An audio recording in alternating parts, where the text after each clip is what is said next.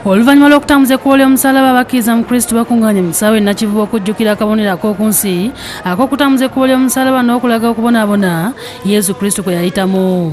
Abakulembeze b'enzikiriza okuli Ssaabasumba w'essoza ekkulu erya Kampala Dr. Cyprian Kizito Lwanga, Ssaabalalizi w'ekkanisa ya Uganda His Grace Stanley Ntagali, Omusumba w'Abasodokisi Yona Lwanga, Omulabizi w'Ennaminimbe Wilberforce Kityo Lwalira ssaako n'abalala bakulembeddemu okusaba. Waliwo omuzibe yeewuunyisizza abantu bw'aze n'asoma ekitundu nga by'asoma akwata ku bikwate. Told by the will of God to be an apostle of Christ Jesus, for in union with Christ you have become rich in all things. For some people from Cleo's family have told me quite plainly, my friends.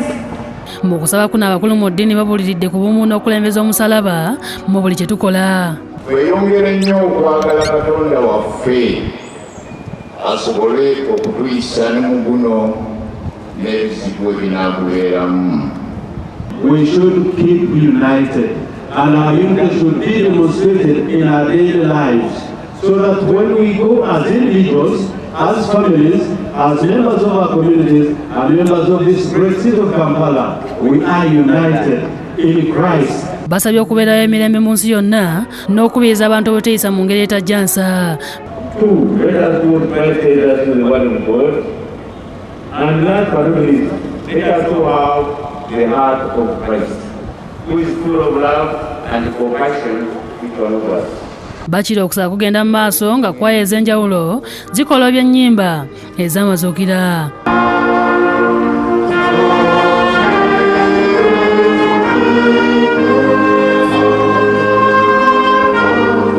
Omusumba ya Masaka Yohana Batista Kagwa asiimye enkolagana ennungi eriwo wakati w'enzikiriza ez'enjawulo ezikkiriza mu Kristo mu ssaza ly'e Masaka, bw'atyo n'asabye enkolagana eno okugenda mu maaso. Omusumba Kagwa asinzidde ku mukolo gw'okutambuza ekkubo ly'omusaalaba, enzikiriza ez'enjawulo okuli n'Abasodokisi, Abakristaayo wamu n'Abakatoliki mwe beegattidde okukola omukolo gw'okutambuza omusaalaba ng'akabonero ak'okujjukira omwana wa Katonda Yesu Kristo bwe yabonyaabonyezebwa. Omulimu guno gwaffe ffenna gwe nange